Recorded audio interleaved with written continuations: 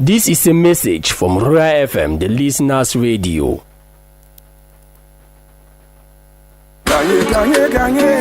Les 14 free boy. Orange ajoute flop les millions dans ta vie. Des voitures de l'heure, des voyages pour atterrir au Maroc. Pour enjoy tout ça, souscris à un forfait Orange Bonus au Jazz 111 étoiles 1 Jazz ou Jazz 150 Jazz ou go sur Max X. Orange est là. Orange est là. Subscribe to Masuk for a strong and prosperous economy. The 2Pm Newscast with Biwa Brian.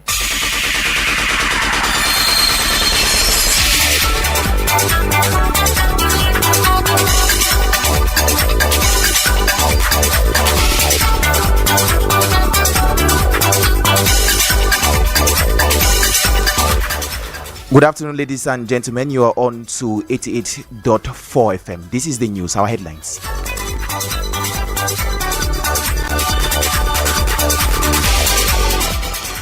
Artificial intelligence at the service of bilingualism is a theme under which the Minister of Secondary Education has officially set the ball rolling for the 21st edition of the National Bilingualism Week in Cameroon. This thematic focus raises a critical question. Is bilingualism in Cameroon a social practice, or is it a theoretical objective?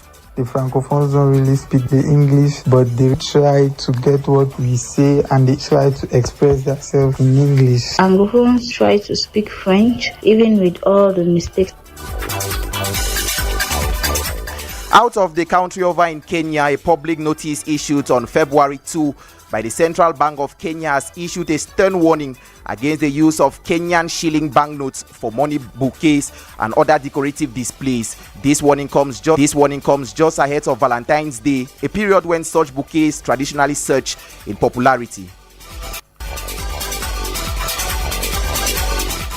And in sports, confusion and controversy has hit the 2026 Women's African Cup of Nations hosting right, while South Africa's Deputy Minister of Sports announced that the nation will host the tournament. The Minister of Sports quickly contradicted the statement, clarifying that no formal decision has been made to relocate the competition from Morocco. Those were the headlines. Stay tuned for the development of these stories and several others.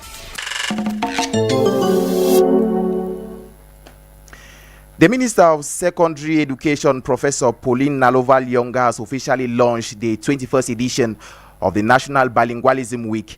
The ceremony, which took place yesterday in Edea, Sanaga Maritime Division of the Littoral Region, focused on the role of technology in promoting English and French in Cameroon. Here is an excerpt of the secondary education boss, Professor Pauline Naloval-Lyonga, during the launch. The deviance that you're seeing from children, it's only going to become worse and worse. What does this mean?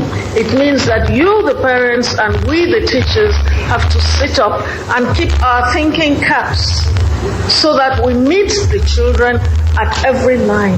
The children of today are cleverer and cleverer and cleverer. We are likely to take what the Dictionary Council says, or we are not. So read what the Dictionary Councils have said. MINESEC is going to look at what they have done, and we shall also decide what we think should be their due. With this year's Bilingualism Week held under the theme Artificial Intelligence at the Service of Bilingualism, our reporter Evans William Jobati interviewed some Cameroonians on their own notion of bilingualism and put together this vox pop. If someone is bilingual, the person will not have a problem of communication. My official language is English, but I speak French. I learned how to speak French given the school I'm going to. To be bilingual is very good. It ease your communication with people. Bilingualism is improving in Cameroon. So I can go to the market, I can speak to the vendor, he or she gets what I'm trying to say. Though the Francophones don't really speak the English, but they try to get what we say and they try to express themselves in English. Anglophones try to speak French, even with all the mistakes, but the Francophones in schools, markets, offices, the Francophones are not doing any effort to learn English language. Anglophones are trying. They use in the place of une. They use le in the place of la. In more education news, the Minister of Secondary Education summoned some parents and administrators for an emergency meeting in Douala on February 1st, 2026. This following a viral video showing students in crime scenes on school campuses. Professor Pauline Nalova-Lyonga emphasized a strict follow-up of students and the need for the installation of cameras in classrooms and other parts of learning centers. Let's listen to the minister talking during the crisis meeting in Douala. Those teachers who want to stay, but do your work. Because we have a software today or tomorrow. I will not be asking you who was in class and who was not in class. Because if you have a class where students are toasting each other, it means that somebody was not in class. And it is not the time for a disciplinary master to come and tell me that he was not well. You were not well, you were going away. There are no other people in the class, in the school. Even if you have one teacher and you have a camera, you can do so much to know what is going on the premises. You tell me, some of you tell me, you have cameras, but the students break them. You have to know that before somebody breaks a camera, the image has been taken. And you cannot stand there and be so helpless by saying that the students break this, break that. What are you a teacher for? Most of the videos expose students from a government school in Douala carrying out acts of indiscipline like alcohol consumption and fighting. Julius Neba is a pedagogue. He hails the idea of the crisis meeting and also reveals the reinforced measures to stop this growing phenomenon.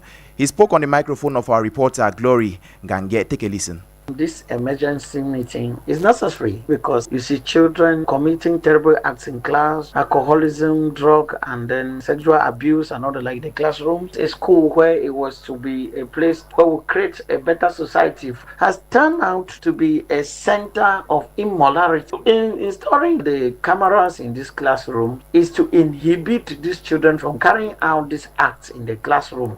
Obviously, it is not inhibiting them from carrying on the act. I mean, we are still educating a perverse generation, just preventing. I don't think that is the better solution. It will remedy the faces of the schools, but will remedy the lives of these children. There are certain scenarios that they say, no, they should not dismiss them. Some of these dismiss, but they dismiss you in a particular school, you restructure your mind and before going to another one. All those measures that were curving some of us to go up and become useful have been taken out of us. And then the children have turned to have powers more than the teachers. The parents on their own part are not doing enough to even help us at all. Parents will come threaten the teachers are teaching in fear. What I do as an administrator and with my team is that we have made a firm follow-up in such a way that anything that happens at home, the parents communicate us. Anything in school will communicate the parents. We have the children very close to us. We dialogue with them. We don't keep that distance. Restructuring morals, pushing it, I think that is going to go a long way to solve this problem. Cameroonians will be celebrating the 60th Youth Day on Wednesday, February 11, under the theme, Youth are the Hearts of Great Hopes for a United, Stable and Prosperous Cameroon, a theme which was recently made public by the Minister of Youth Affairs and Civic Education, Mununa Fotso.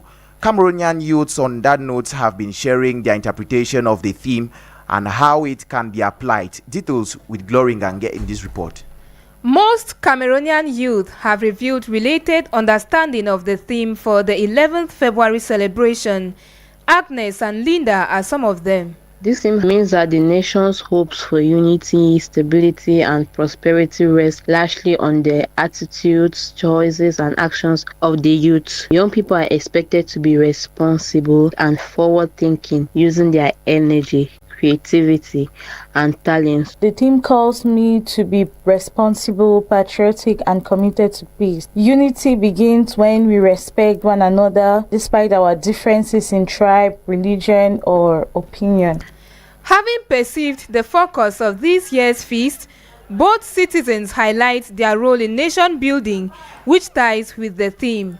Youth can promote peace and tolerance by respecting cultural and ethnic diversity and encouraging dialogues. They can also engage in positive activities such as education, skill development, promoting peace, rejecting violence and hate speech. Also by taking education serious, developing useful skills, and using my voice positively to spread messages of unity and patriotism.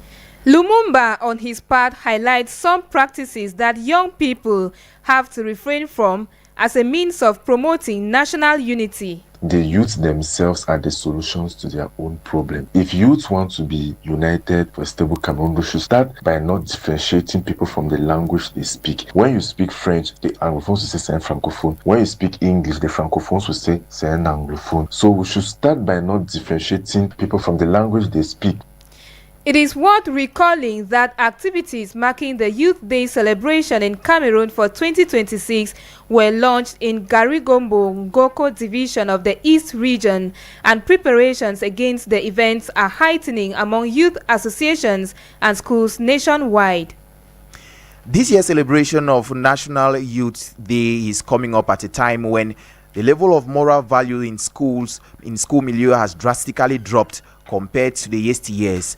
Cameroonians say the high level of indiscipline in schools nowadays can be attributed to several reasons. Frinu Crispin, head of Reporters Brigade, interviewed some of them and now reports.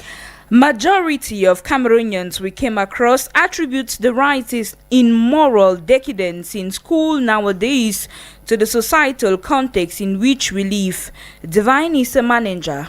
This drop of moral value can be due to social media influence, because in our time there was no social media, but now there is social media, and through social media the children are being exposed to many ills and to many bad practices that are happening today in our society. For example, in our period we didn't have social media, and a child could not learn certain acts without the help of social media.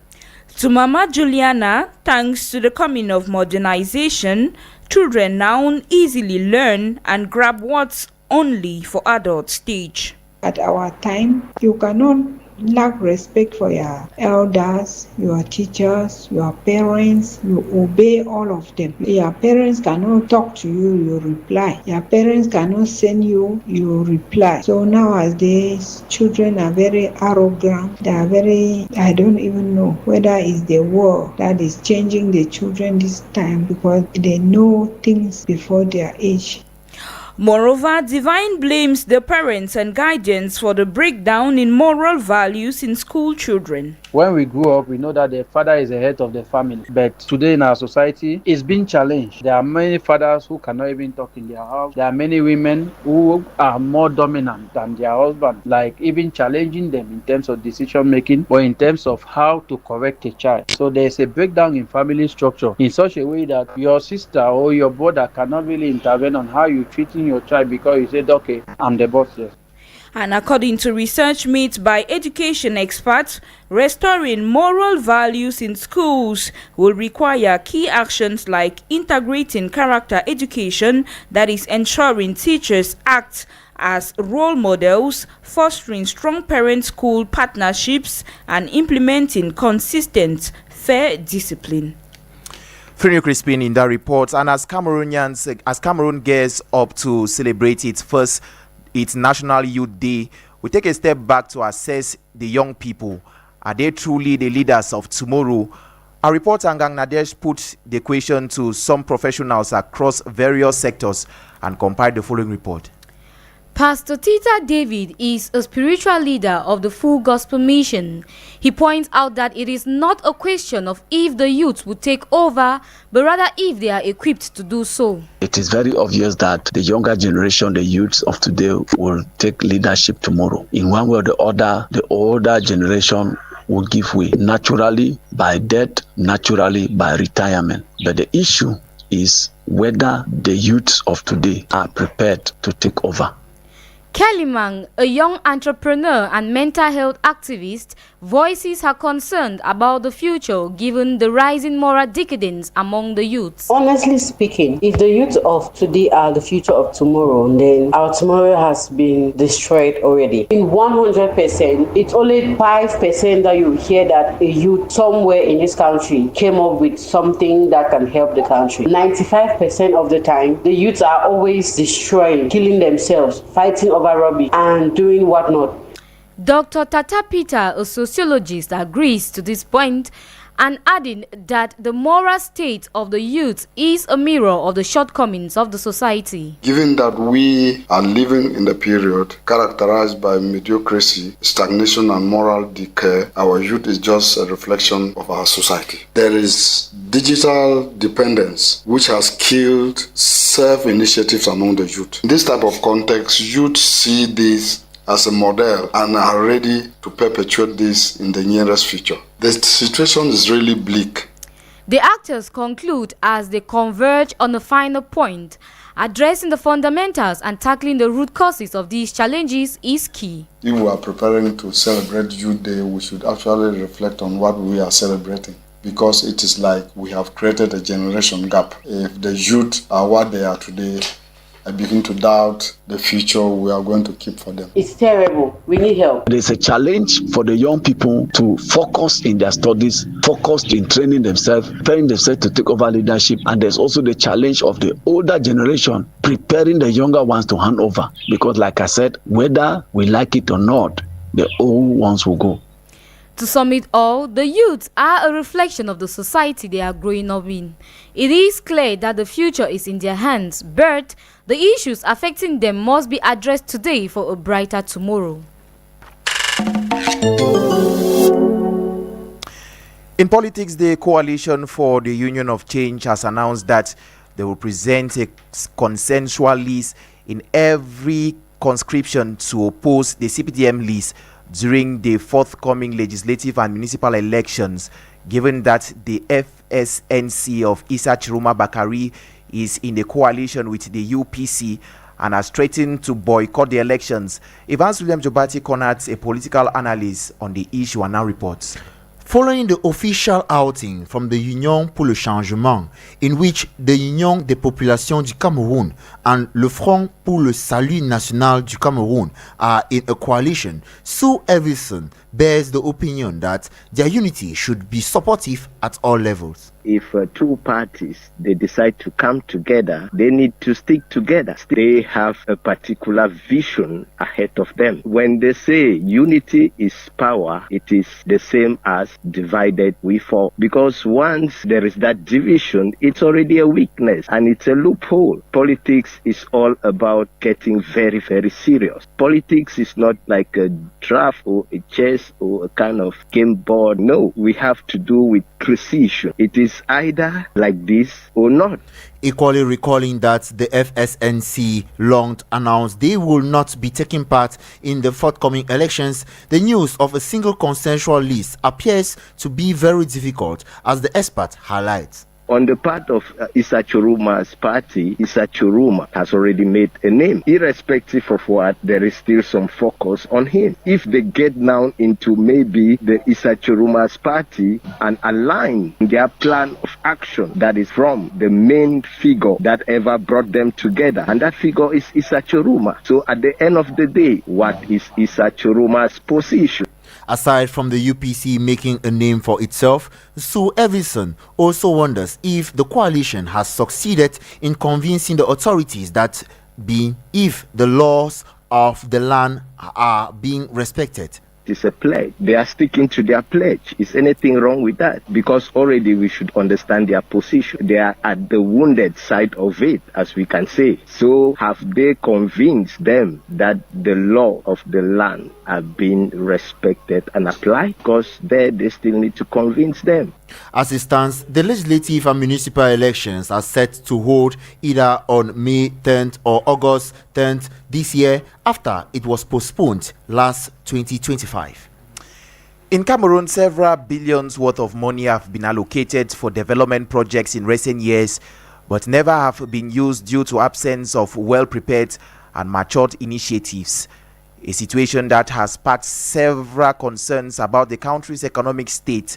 Jeffrey Tatum spoke to an expert who explains why these funds are blocked and what these delays mean for the growth and public investment of Cameroon. Here's his report. Economic expert Sarah Fernberger begins by a brief enumeration of factors that account for uncompleted development projects. Numerous public projects in Cameroon remain uncompleted due to many and various reasons, such as the funding bottlenecks, poor planning, and contractor bankruptcy. And according to the research analyst, this situation is very common in specific sectors which require massive finances. But most of these projects are in road constructions, public facilities, and regional development, in which funds is already available since the beginning of the project. This is why the Cameroonian government faces significant challenges in meeting up infrastructure targets.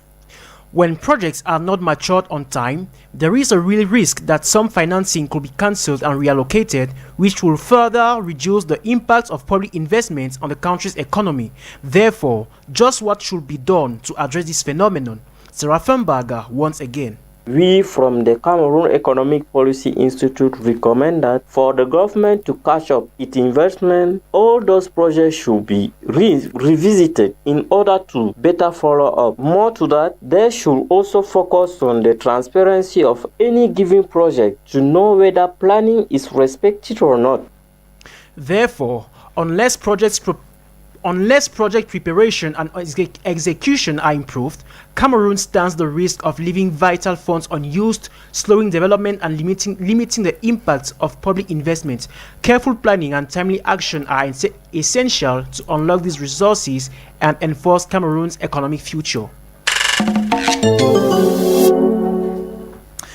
Mapala Zita has joined me with what is making news out of Cameroon. Good afternoon, Zita. Good afternoon, Brian.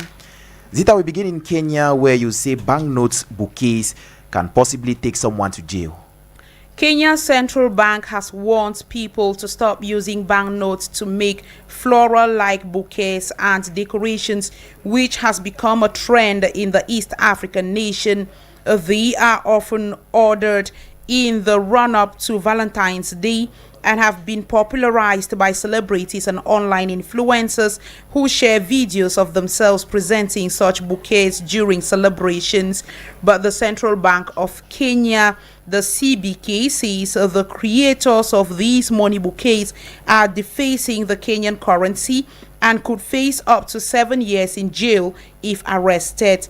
According to the CBK, the banknotes tend to be folded, rolled, glued, stapled, pinned, or otherwise affixed using adhesives or fastening materials, and this not only compromises the integrity of the note, but it also affects equipment such as automated telling machines and cash counting machines.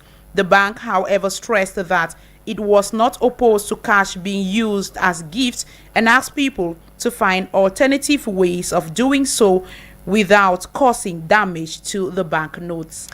Over in the Democratic Republic of Congo, Zita, you say the search for survivors continues while families mourn victims of the gold mine collapse. Family members and survivors mourn the victims of last week's Rubaya Colton mine collapse. This as Kinshasa continue to accuse the M23 rebels of illegally exploiting Eastern DR Congo's natural resources. Mourners gathered quietly at a modest home in Goma yesterday to weep for the at least 200 miners believed to have died in one of the deadliest mining disasters in the region in recent years. The collapse occurred after days of heavy rains triggered a landslide that crushed several hand-dug tunnels at a site controlled by M23 rebels. The rebels have halted artisanal mining on the site and continue the search for survivors. In a statement on social media, the Congolese government expressed solidarity with the victims' families and accused the rebels of illegally and unsafely exploiting the region's natural resources. You now take us outside the African continent, Zita. Iran's president has announced that he has instructed diplomats to seek talks with the United States of America as tensions around the threat of a military confrontation appears to ease. President Masoud Pezeshkian wrote on social media today that he told the country's foreign minister to pursue fair and equitable negotiations, an announcement which supports reports that Iran is ready to take part in negotiations being organized by Turkey in a bid to ease the tension. And then China and Uruguay have moved to deepen their strategic partnership despite pressure from U.S. President Donald Trump to keep Chinese influence out of Latin America. The two countries signed a dozen cooperation agreements today in areas such as science, technology, and trade following a meeting between Uruguayan President Yamandu Ossi and his Chinese counterpart Xi Jinping in Beijing. The son of Norway's crown princess has pleaded not guilty to 4 counts of rape as a trial that has brought fresh scrutiny to a royal family already embarrassed by links to Jeffrey Epstein opens. Marius Borg-Høiberg, who entered his plea today as proceedings got underway at the Oslo District Court, could get at least a 10-year jail term if convicted on the most serious of the charges he is facing. Høiberg faces 38 counts, which also include domestic violence, assault, and drug possession.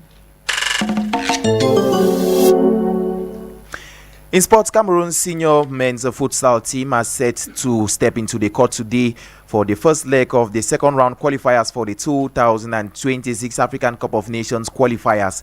The team will play Angola at 5 p.m. today at the Yaoundé Multipurpose Sports Complex after several weeks of training in Yaoundé. Ahead of the set game, the head coach plus one of the players sat in for a pre-match press conference yesterday ahead of today's game, where Ngome Frankie Ngome Pierre of Bafmen United stated that they need the support of Cameroonians for obvious reasons. We should have to push us to the limits because in a game, be it football, be it futsal, there are always good moments and bad moments in the game. There are moments where the opponent is going to push us to the limits, where maybe they'll be shouting at us, the spectators will be saying negative things, a lot of things, but we just have to keep our calm, concentrated, make sure that we get our objectives right. Yeah, I believe they're going to push us to the limit and we'll give our best. In more sports news this time, football information from the communications department of PWD of Bamenda reveals that the team made a total sales of 1,253 tickets for their first home game at the Bamenda 1 Proximity Stadium in a game they played against Stade Renard of Melon. The gross gate takings from the said gate takings resulted to 1,506,000 CFA francs. And away from there, we'll move out of the country where South Africa's Deputy Minister of Sports, Arts and Culture, Peace Mabe, has announced that South Africa will now assume the hosting rights for the 2026 Women's African Cup of Nations after Morocco reportedly withdrew from organizing the tournament just months before the scheduled start. The announcement was made on Sunday night, where she confirmed that the Rainbow Nation will now assume the hosting responsibilities, stepping in to ensure the tournament goes ahead despite Morocco's unexpected pullout. Here is an excerpt of the Deputy Minister. Tonight, I would like to announce that South Africa will be hosting the 2026 WAFCON, which we all know that is a qualifying tournament for the 2027 Women FIFA World Cup to be held in Brazil. Shine South Africa. So Banyana, this belongs to us. Congratulations.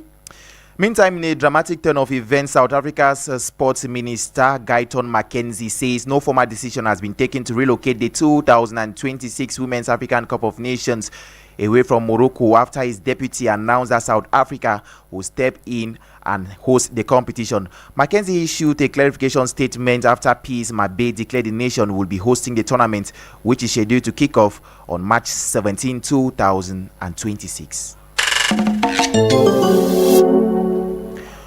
Olivier Ndemaipo has joined me in the studio for a summary of this newscast in French language. Good afternoon. Bon après-midi, Brian Biroua. Union pour le changement, c'est une coalition de partis politiques de l'opposition qui compte concourir lors des élections législatives et municipales de l'année 2026. L'Union pour le changement entend présenter une liste consensuelle et transpartisane dans chaque circonscription électorale. Ceci afin de faire face à la liste du Rassemblement démocratique du peuple camerounais, le RDPC. Hors de nos frontières, au Kenya, la Banque centrale interdit et punit désormais l'utilisation de billets de banque pour créer des bouquets de fleurs ou à titre de décoration. Cette pratique est courante au Kenya à l'occasion de la Saint-Valentin. La Banque centrale du Kenya motive cette décision par la détérioration dont font l'objet les billets de banque ainsi utilisés. Ceci conformément à l'article 367 du Code pénal kenyan qui interdit la mutilation ou la détérioration des billets de banque. Les contrevenants s'exposent à une amende ou à une peine privative de liberté de 7 ans.